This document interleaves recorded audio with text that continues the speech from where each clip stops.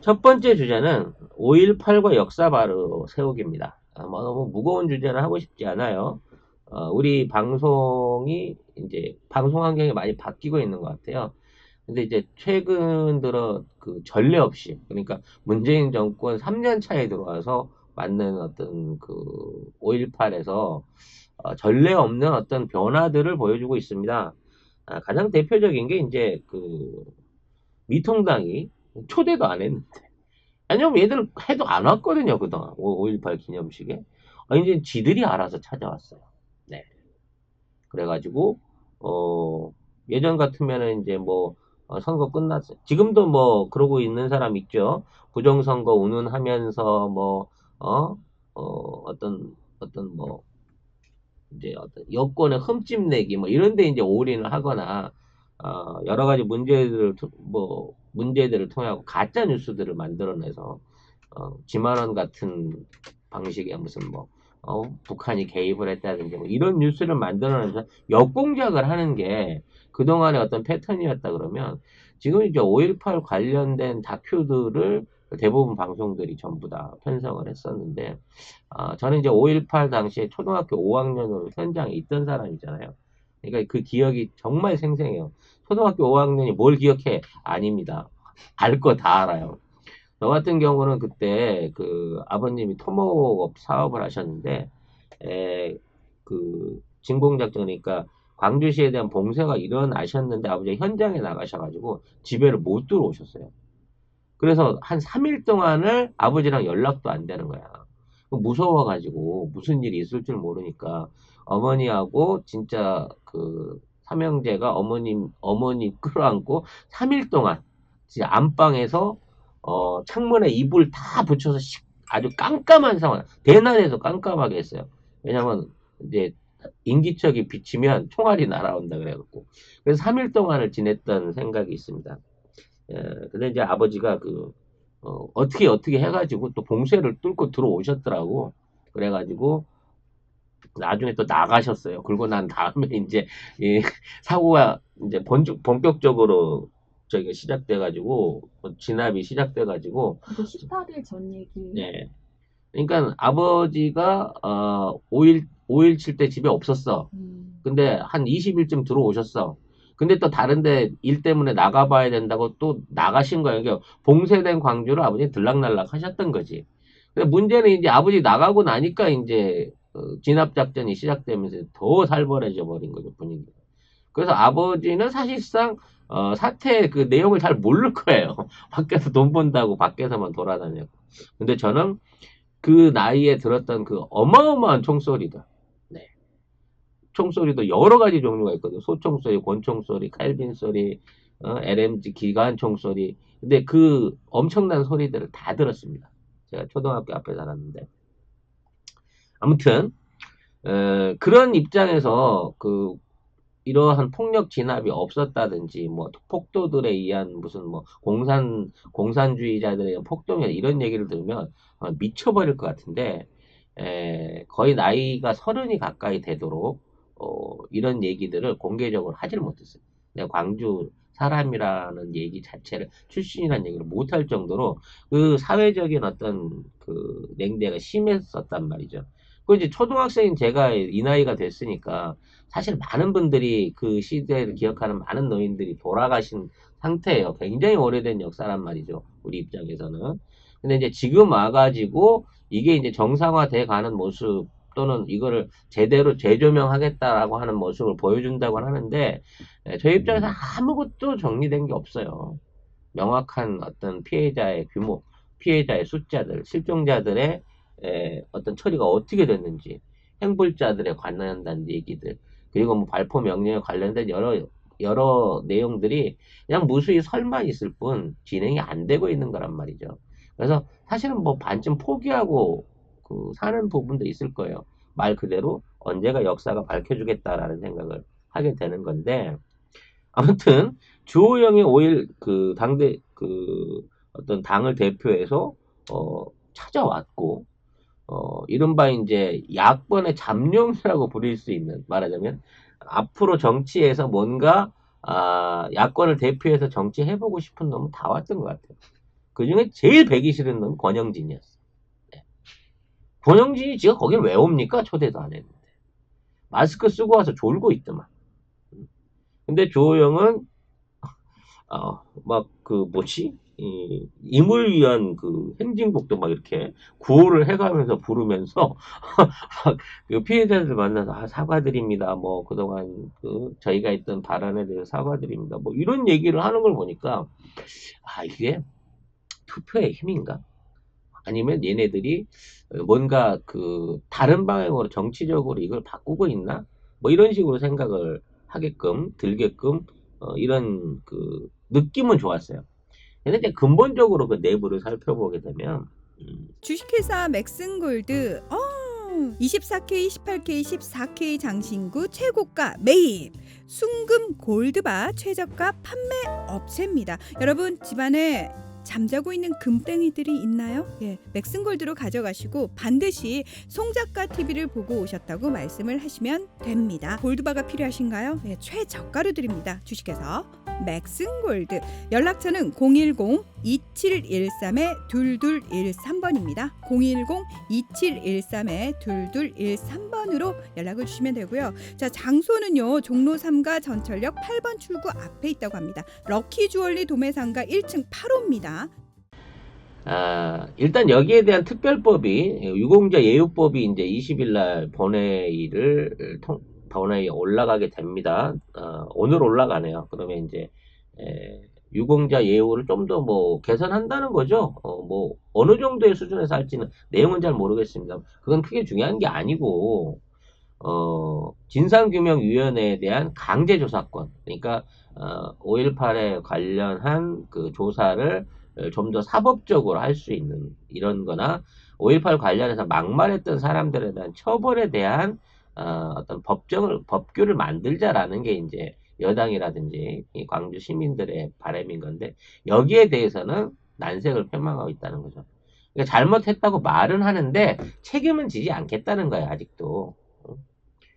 그러니까 이제 광주의 입장에서는 사실은 그 찾아와 준 것에만 대해서도 어느 정도 좀 뭐랄까 인정을 해줬어요. 네. 물병을 던졌다든지 욕을 했다든지 뭐 그런 현장 분위기가 아니었으니까 스스로 찾아온 거에 대해서 인정을 해주고 사과를 받긴 했는데, 얘네들이 이거를 제대로 역사를 다시 뒤엎을 수 있는 역사를 바로 세울 수 있는 노력에 대해서 동참할 것인가에 대해서는 아직도 퀘스천 마크를 받고 있다라는 생각이 든다는 거죠. 그러면서 우리 근대사에 있었던 수없이 많은 역사 왜곡에 대한 생각을 좀 해봅니다. 물론 가까운 데 보면은 세월호를 교통사고라고 부르고 아이들 목숨 갖고 무슨 보험금 장사한다 했던 애들이 지금 그놈들이잖아요. 주호영 자식도 그 비슷한 얘기를 했었고, 그 교통사고 발언이 주호영 대표 얘기에서 나온 얘기죠. 그리고 5.18 항쟁에 관련된 거를 이제 북한군하고 연결해갖고 무슨 공산주의 투쟁 같은 거, 국가 전복음 뭐 이런 걸로 지금까지 주장했던 애들이 그들이에요. 이게 불과 2달 전까지만 해도 그랬다니까, 얘네들은. 거기에, 이제 걔네들이 요구하는 거, 만일 이번에 총선에 이겼다 그러면 최순실 박근혜를 석방시키라고 했을 거고, 우리가 지금 이제 문재인 대통령이 추진하고 있는 독립운동가들이라든지 과거에 항일운동 했던 분들에 대한 그 어떤 그 입지를 회복하려고 하는 데 있어서 이거를 방해했을 거고, 친일파 논란, 뭐 나경원 같은 애들이 앞장서 갖고 친일파를 미화하고, 특히 이제 박정희 같은 사람을 한우파의 영웅 막 이런 식으로 만들어 가지고 다시 영웅시를 했을 거예요. 이게 왜 이런 게 필요하냐면요, 사람들한테는 일종의 그 시대의 사상과 이념을 이끌어 줄 수 있는 대표적인 인물이 필요하거든요. 그리고 그 인물의 발자취에 따라서 사람들이 일종의 그 인물의 정당성, 정상화에 대해서 이거를 이제 당연시하게 받아들여지는 풍조가 생겨요. 그래서 역사교육이 중요한 거였거든요. 우리한테 식민사관에 대한 이거를 이제 조선의 총독이 심어놓고 가면서 이래서 대한민국이 성공하지 못할 거라고 말하는 건 뭐냐면 우리에게 제대로 된 역사를 배우지 못하게 함으로 인해 가지고 그 후손들이 지금에 살고 있는 우리들이 훨씬 더 어리석고 제대로 된 국가를 운영하지 못하게끔 우리가 그 씨앗을 심었다라고 얘기하는 건데 그 씨앗을 우리가 하나씩 털어내 가고 있는 겁니다. 가장 대표적인 이 역사 조작을 잘했던 인물이 박정희라고 저는 생각이 들어요. 박정희가 군사 정권으로 뭐 최후의 황군으로 불렸던 사람이니까 군사 정권을 세우고 난 다음에 일본하고 다시 이제 관계를 개선하는 데 있어서 박정희의 정치적 스승이라고 할 만한 사람이 기시노부스케입니다. 네, 아베의 외할아버지죠. 그리고 또 하나가 세이조 루지라고 불리는 박정희의 직접적인 아마 그 육사 교장 선생님으로 제가 알고 있는데 직접적인 스승이 있어요. 세이조 루지가. 이 세이조 루지를 만나서 박정희가 물어봤답니다. 어떻게 하면 제가 지금의 대한민국을 잘 통치할 수 있을까요? 라고 얘기를 하니까 얘도 똑같이 역사에 대한 의식을 너한테 유리하게 바꿔야 된다. 군사 정권에 대해서 유리하게 바꿔야 된다라는 얘기를 해줬다고 합니다. 그래서 등장하기 시작한 게 어마어마한 위인전들이 등장하기 시작해요. 여러분들 초등학교 때 학교에서 위인전들 받아갖고 읽은 기억들이 참 많을 거예요. 네. 거의 이 학과 과목 중에 하나였어요. 저도 그래서 위인전을 굉장히 많이 읽었거든. 근데 그 당시 위인전의 특징이 뭔지 아세요, 여러분? 군인들이 많이 나오는. 뭐 알렉산더 대왕, 뭐 나폴레옹 같은 사람은 뭐 외국 사람이니까 그렇다고 치지만 그 당시 나는 한 번도 못 들어본 위인전들이 막 나와요. 남이 장군, 뭐 임경업 장군, 뭐 이런 근데 전봉중 장군은 안 나와. 주로 군인들인데 장군들에 관한 뭐 을지문덕 장군 이런 얘기들에 관한 위인전들이 막 쏟아져 나오면서 군인들이 나라를 구했다. 군이 나서갖고 뭔가를 해야 구국의 영웅이 된다. 그리고 그 당시에 이제 이순신이라고 하는 인물이 화폐에 등장하기 시작하면서부터, 물론 이순신은 훌륭한 사람이지만, 그 당시까지 뭔가 이렇게 크게 부각되지 않았던 이순신이 또 엄청나게 커오르게 되는 거죠. 그 자체에는 군인 자신이 집권하는 것을 정당화하려는 뭐 그런 게 있었다는 거예요. 그래서 그 당시에 그 위인전들을 보면요, 내용이 없어요, 내용이. 장군 위인전만 한 50명 임명 책임이 돼갖고 있는데, 뭐, 나폴레옹 장군, 뭐, 이런 얘기들 같은 거 들어보면, 뭐, 구국의 영웅 이렇게 나오는 건데 별 느낌이 없잖아. 근데, 저는 메가더도 되게 있었고, 많았어요. 저 같은 경우에는 이제 아무래도 그 한국 장군들을 많이 봤는데 임경업 장군, 남이 장군, 뭐 김유신 장군, 뭐 이런 그 한국의 옛날 고대 역사 장군들에 대한 또 그걸 많이 읽었거든요. 근데 기억이 안 나, 이 장군들이 뭘 했는지. 임경업 장군은 인왕산에 가서 호랭이 잡았다. 남이 장군은 나이가 15인데 무고한 뭘 써서 죽었다. 뭐 이런 내용인 거지. 이분들이 무슨 묵과를 세우고 뭐 어떤 무공을 세워서 구체적으로 나라에 무슨 도움이 되는 일을 했는지에 대한 내용이 사실 거의 없더라고. 그러니까 그냥 장군이라는 이름만 가지고 위인전을 막 써낸 거예요. 또리 장군 나왔어요. 또리 장군. 네. 남이 장군하고 또리 장군하고 두 분이 비슷한 연령대죠. 네. 네. 근데 이제 이렇게 국내 장군들에 대한 것만 써내기가 좀 뭐랄까 좀 부족했나 봐, 사상 교육으로. 그래가지고 외국에 있는 이제 그 이상한 사례들에 대한 얘기들이 나옵니다. 가장 대표적인 게 네덜란드의 뗏막은 소년이 기억나요? 네. 몰라? 네. 이야, 여러분 네덜란드 뗏막은 소년 기억 못 하십니까? 소년이 댐을 막았다고요? 응. 소년이 어느 날 마을 방파제를 지나가는데 그 방파제에 구멍이 뚫린 거야. 물이 쫄쫄 새고 있었던 거지. 이게 터지면 우리 마을 사람들이 다 죽을 것 같으니까 다 그 방파제가 바닷물이 밀려와서 땅들이 다 쓸려갈 거 아니에요. 소년이 그걸 막기 위해서 처음엔 손가락으로 막다가 나중엔 팔로 막다가 나중엔 안 돼서 팔뚝에다 옷을 굉장히 디테일해요. 그래서 밤새도록 그 댐을 손으로 집어넣어가지고 그 댐을 막아서 마을을 구합니다. 전래동화인가? 왜 전래동화야? 이거는 실화에 가까운 얘기들이지. 그거를 모르나? 네. 네. 물론 개구라였다고 합니다. 기본적으로. 일단은 아이의 힘으로, 아이의 팔뚝과 뭐 아이의 힘으로 해갖고 방파제에 난 구멍을 수압을 이겨내면서 손으로 틀어막는다는 거는 물리적으로 말이 안 되는 얘기지. 그러니까 이 얘기는 우리나라에만 있는 네덜란드 동화예요. 우리나라 사람이 쓴 동화. 근데 원래 이 동화 안에는 말이죠. 이 소년이 죽어요. 얼어 죽습니다. 제가 어릴 때는 이 소년이 마을을 구하고 죽었어요. 그 소설 안에서. 근데 나중에 이 소설이 개작이 됩니다. 예, 죽이기엔 너무 잔인한 거야. 어린아이가 최선을 다했는데 보상도 없이 죽으니까 그렇잖아. 그래갖고 소설이 나중에 어떻게 바뀌냐면 하루 종일 밤새도록 그 댐을 막고 있었더니 아침에 일 나가던 아저씨가 그걸 발견하고 사람들한테 연락하고 소년도 구하고 마을도 구한다.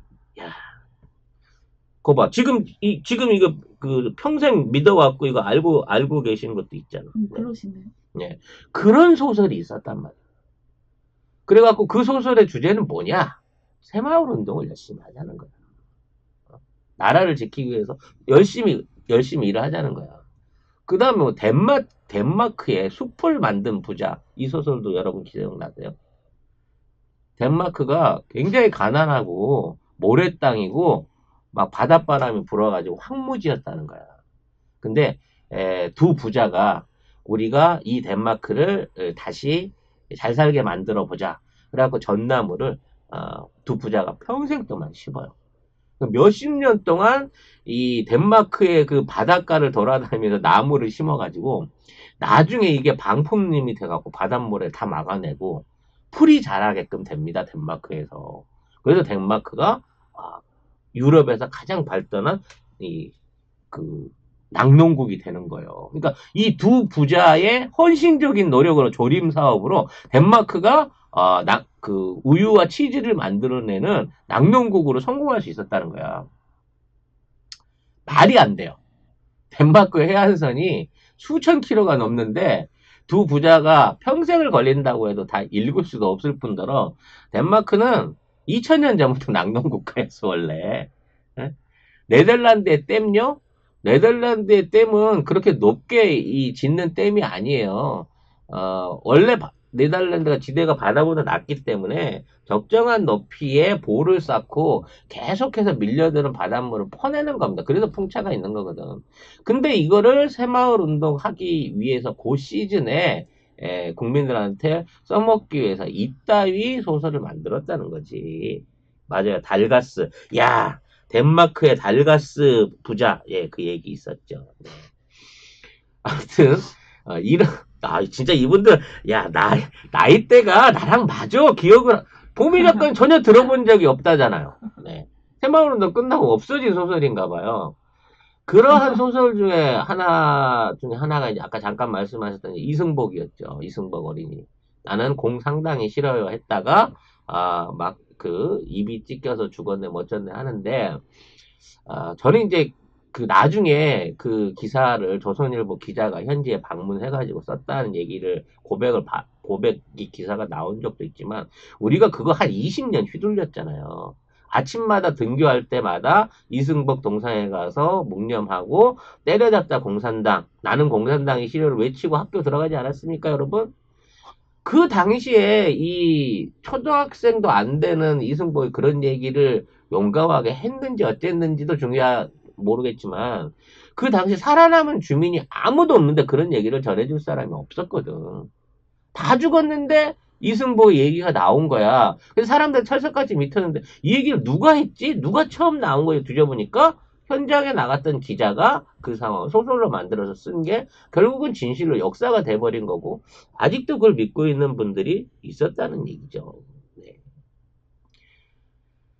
이런 방식으로 역사를 조작합니다, 보수들은. 자기들이 유리한 방향으로 이걸 만들어갖고 국민들한테 강요를 해요. 그럼 대놓고, 군인을 찬양하라든지, 응? 군대가 정치하는 게 정당하다. 이런 걸 만들어내는 게 아니라, 요런 식의 역사를 왜곡해가지고, 장난질을 친다는 거죠. 그러니까 이 엄중한 5.18이라고 하는 사안이 있었는데 그동안 벌려왔던 수없이 많은 얘기, 북한군 얘기부터 시작해가지고 뭐 폭도 얘기 그 안에서 뭐가 있었냐라는 얘기들이 아직도 생존자가 있는데 이 정도 할 정도인데 이게 빨리 밝혀지지 않고 시간이 지나게 되면 이게 사실인 것처럼 굳어버리게 되면 영영 뒤집질 못한다는 거죠. 민중의 역사를 다시 생각할 때 저는 가장 중요한 계기가 동학혁명이었다고 생각합니다. 그와 관련해서 이제 제가 백년 전쟁, 그러니까 동아시아 백년 전쟁사를 이제 팟캐스트에 진행했던 기억이 나는데 아직도 진행 중이긴 한데요. 그 당시에 동학혁명은 성공한 혁명이었어요. 광군을 물리치고 사실상 수도까지 쳐 들어가서 왕권을 빼앗아 버릴 수 있을 정도로 동학군들이 전쟁에 승리를 거뒀는데 그 당시에도 우리 동학군들은 역천 그러니까 국가를 정복하려는 시도를 하지 않았거든요. 근데 왜 동학군들이 그렇게 할 수 있었나? 그리고 왜 동학군들은 그렇게 잔인하게 희생을 당했던가에 대한 역사적 진실이 없단 말이에요. 그런 내용들을 설명하는 제대로 된 프로그램이 없다는 겁니다. 원래 우리나라가요, 방위 체제 자체가 군인이 농민이에요. 그러니까 농사 짓던 사람이 전쟁이 나면은 낫 들고 창 들고 들어가서 참전을 하게 되는 거거든요. 그래서 눈에 보일 때는 군인이 한 명도 없어도요. 왜구라든지 외국 세력이 쳐들어오게 되면 평상시 예비군 동원훈련 받은 것처럼 순간적으로 이 사람들이 전투병으로 변화할 수 있는 기능을 갖고 있는 게 조선시대의 일종의 군사제도였기 때문에 그래서 의병이 만들어지고 임진왜란 때 농민들이 일으킨 의병에 의해서 우리 조선을 구해낼 수 있었던 거예요.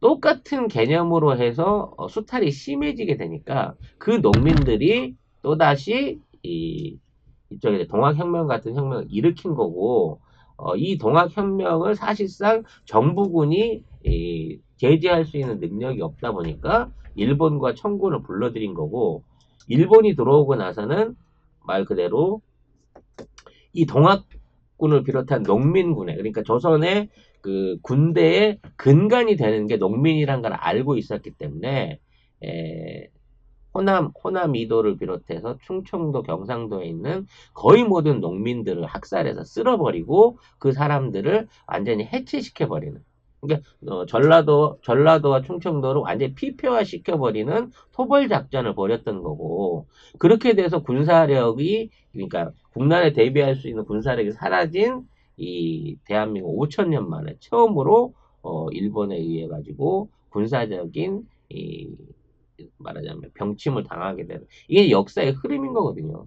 이런 걸 제대로 알려주려고 하면 동학혁명의 의의와 동학혁명이 일어났던 이유와 동학혁명으로 일궈냈던 성과를 스스로 이제 완성하지 못한 거에 대한 뭐 이런 격렬한 토론이 있었다고 하면 이게 바로 우리의 100년 전에 있었던 촛불 집회의 역사다. 우리 국민들이 그렇게 깨어있는 국민이라 언제든지 잘못하는 위정자를 바로 잡을 수 있고 움직일 수 있다라는 게 오래전부터 남아있었을 거예요. 이 정신을 없애기 위해서 우리 교과서에는 녹두장군 정봉준이라는 얘기 말고는 그에 관련된 아무런 역사적 사료가 없는 거잖아요. 그래서 역사 바로 세우기가 필요한 거다라는 생각이 들어요. 그리고 180석이라고 하는 의석과 70%가 넘는 지지율을 받고 있는 우리 대통령이 앞으로 남은 임기 그리고 그 다음 차임자를 통해 가지고 비틀어져 왔던 한 지난 100년간의 역사를 친일에 복역했던 기득권자를 위해서 뭔가 잘못 만들어진 역사들을 하나하나 바로 잡을 수 있는 계기를 만들어야 되지 않을까라는 생각을 해봤습니다. 제첩국 사이소. 건강한 고향의 맛 화개장터 제첩국을 드셔보세요. 섬진강에서 직접 잡은 활제첩을 가족 같은 넉넉한 인심과 정성으로 조리해서 넉넉한 건더기와 진한 국물 맛을 담았습니다. 010-8560-5265로 전화 주시면 송 작가의 고향 선배인 주인장이 친절하게 안내해 드립니다. 010-8560-5265 500g 2인분 냉동팩 10개를 5만 원에 배송해 드리는데요. 부추와 풋고추를 곁들이시면 더욱 맛이 좋아진답니다. 010-8560-5265 화개장터 제첩 쿠쿠쿠쿠.